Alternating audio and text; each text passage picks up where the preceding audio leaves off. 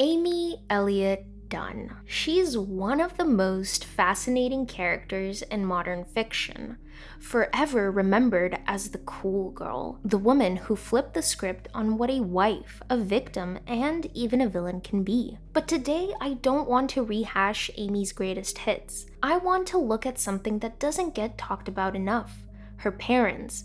Because when we ask the question, how did Amy become Amy? The answer to that formed long before the day she disappeared, and this idea has been stuck in my head ever since I listened to the Gone Girl 10-year anniversary audiobook. Now in that version, if you can, go listen to it or read it, Gillian Flynn included never-before-seen pages where Amy reflects more on her background. And sure, Amy is an unreliable narrator, and we know that from the diary she planted for the cops. But even so, what really lingered with me is how much of who Amy is comes from the world her parents build around her. However, this doesn't absolve Amy of anything. She does make her own choices at the end of the day, but she's also the product of two psychologists who set impossible standards, who raised a child under the shadow of a fictional, perfect version of herself, Amazing Amy. Hey everyone, I'm Nikanak, and I'm currently sick, but also I make videos about everything I question and overthink, and today we're discussing the tension between nurture and nature. Was Amy always destined to become the woman we know, or did her parents shape her into the monster they tried so hard to avoid? So without further ado, let's get into it. Before she became a missing wife on national TV, she was already famous, or at least the idea of her was. Her parents, Rand and Marybeth, were both psychologists, and instead of just raising their daughter, they turned her into a brand. They wrote a children's book series called Amazing Amy, a fictional version of their real child who always seemed to do things just a little better, just a little earlier than Amy herself. You play volleyball? I got cut freshman year. She made varsity. It wasn't just a cute, harmless family project. It was a publishing phenomenon. And while the fictional Amy soared, the real Amy grew up with the constant reminder that she was always second best to her paper alter ego. Now for a second, let's think about what that means. Your childhood milestones aren't just memories, they're material for your parents' careers. Your wins and failures get rewritten into stories for public consumption, and no matter what you do, you'll always come in second to a better, shinier version of yourself. And it's truly not that hard to see how this endless game of comparison might lay the groundwork for the woman she eventually became: competitive, hyper-aware of appearances, and obsessed with control. This used to drive me mad, but after I went off to Harvard, and Amy correctly chose my parents' alma mater, I decided it was all too ridiculous to think about. That my parents, two child psychologists, chose this particular public form of passive aggressiveness toward their child was not just fucked up, but also stupid and weird and kind of hilarious. Now, if the Amazing Amy books were the public face of the brand, the day-to-day at home was just as intense. Rand and Marybeth didn't just want a bright daughter, they wanted to engineer the perfect child. Amy described her childhood as a constant cycle of lessons and evaluations. She learned French, Russian, even Polish. She played the violin plus piano, clarinet, tennis, long-distance running, soccer. Every activity she did was framed as essential to building confidence, discipline, or well-roundedness. And now inherently, none of this is bad. Languages, music, sports, these are the kind of opportunities most, if not all, parents would love to give their kids. The problem is the weight of expectation that came with them. For Amy, it wasn't about joy or exploration, it was about performance. Each skill wasn't a chance to grow, it was another benchmark she had to hit to live up to the perfect child her parents imagined. And what really stood out were the family meetings. Once a week, the three of them would sit down to discuss their behaviors. Amy would be asked how she felt about things like her dad going out of town, or if she felt respected enough at home. And if she said she was upset, her parents would actually assign themselves chores to make it up to her. They even created a reward system with marbles. Each marble represented a parent-daughter activity she could cash in later, which is also absolutely wild because why do you need a reward system to spend some time with your parents?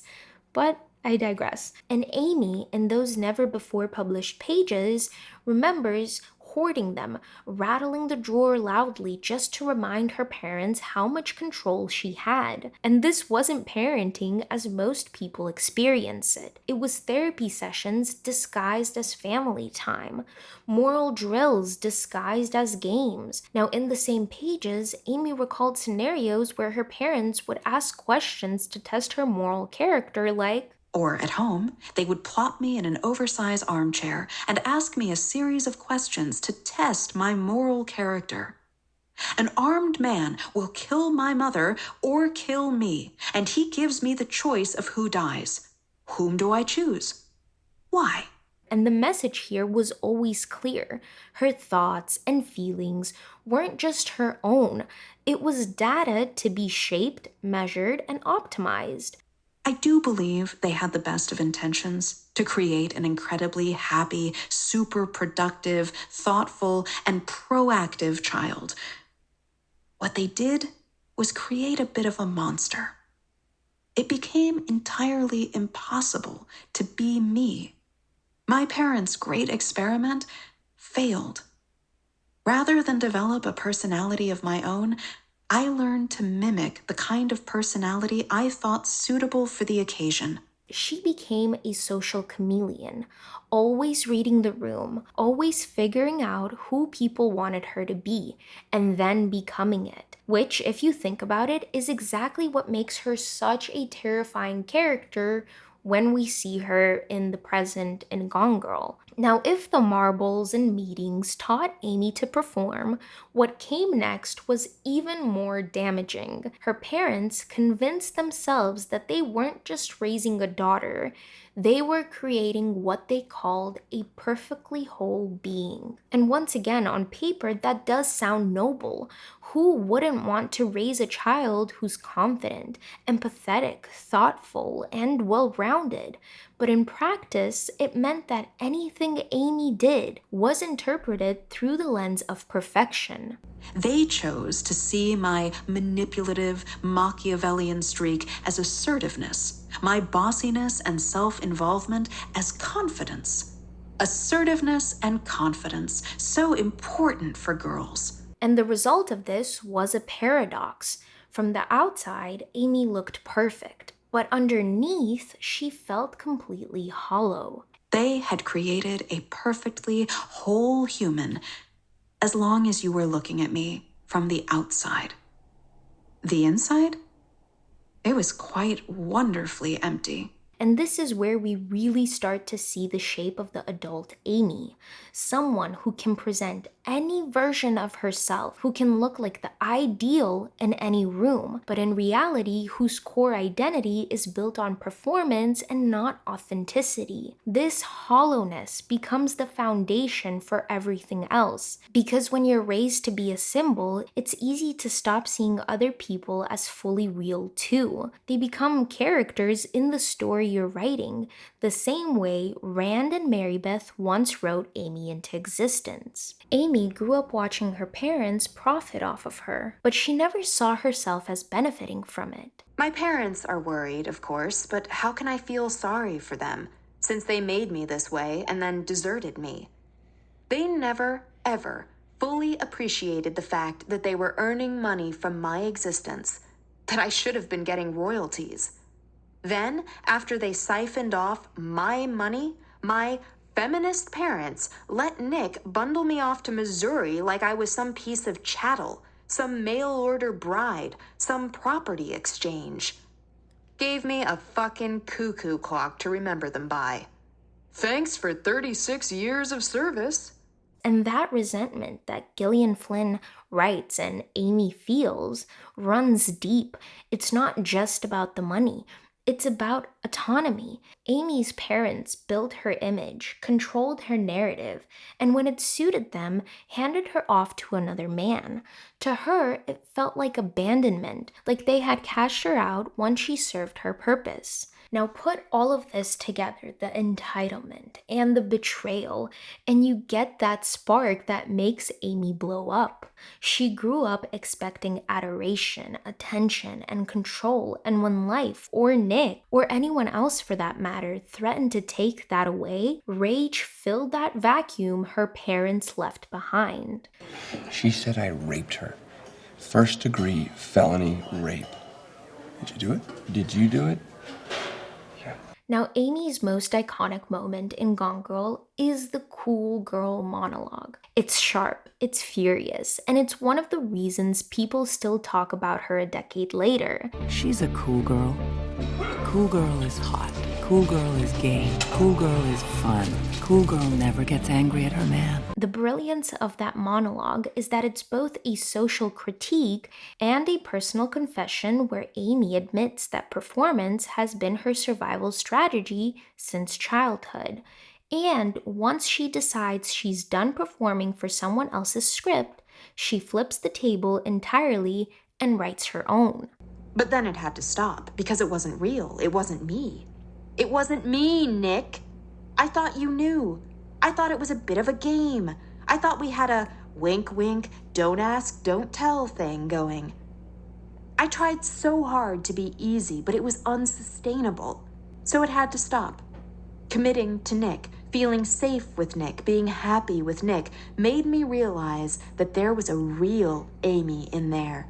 And she was so much better, more interesting and complicated and challenging than cool Amy. And that's the terrifying part. Amy didn't just absorb her parents' lessons, she weaponized them. She took the tools of performance and control that they gave her and used them not to survive, but to dominate. So while nurture shaped her, Amy is still responsible for what she does. Her story reminds us that environment can explain a lot, but it doesn't erase a choice. And by now, or maybe throughout this whole video, you're asking, well, Nico, why are you even talking about her parents? Because the story they represent hasn't gone away. If anything, it feels a lot more relevant today. Also, that's not entirely true. I think it's always relevant. We just choose not to pay attention to it. Rand and Marybeth were psychologists who tried to optimize their daughter into a perfectly whole human. They branded her, published a version of her that they probably wanted, and measured her life like a research project. On the surface, it was all about giving Amy opportunities, but in reality, it blurred the line between love and control. And today, you can see that everywhere. Parents sharing and staging their kids' lives online, turning them into influencers before they can even walk. He's our son, and that's that. He's not we're not gonna trade him in, we're not gonna return him.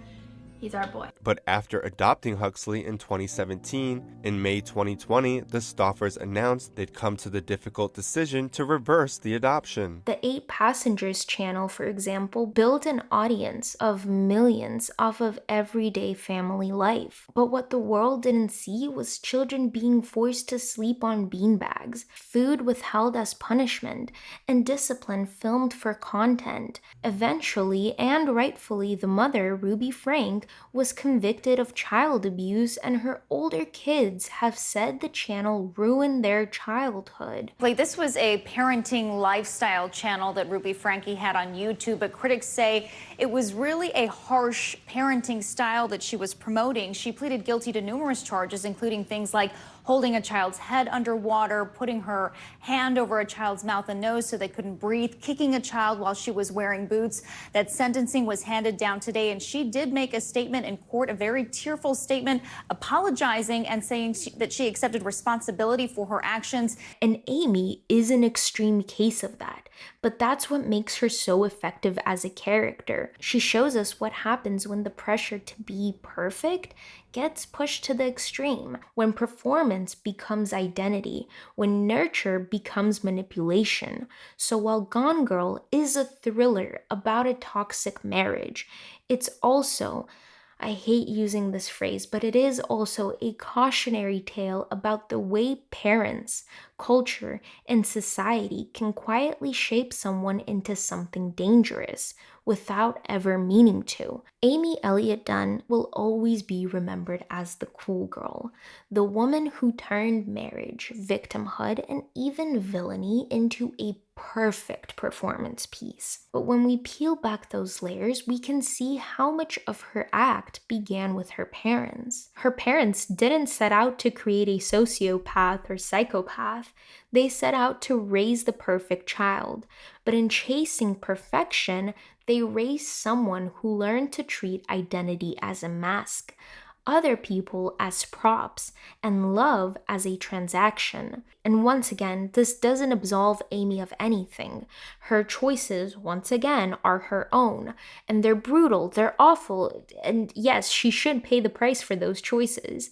But it does complicate the question of nature versus nurture, and forces us to wonder whether the monster Amy became was, at least partly, the one her parents trained her to be.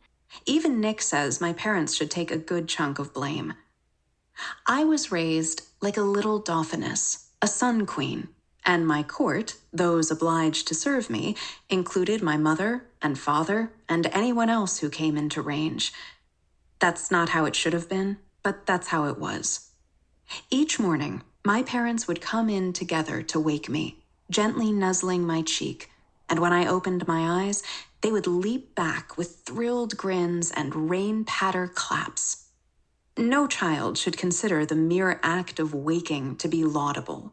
But what do you think? Was Amy always destined to become who she is, or do you think her parents played the bigger role in shaping her? Let me know in the comments down below. And if you're still here, thanks for watching. And now remember, the important thing is to always keep questioning. Even me. Till next time.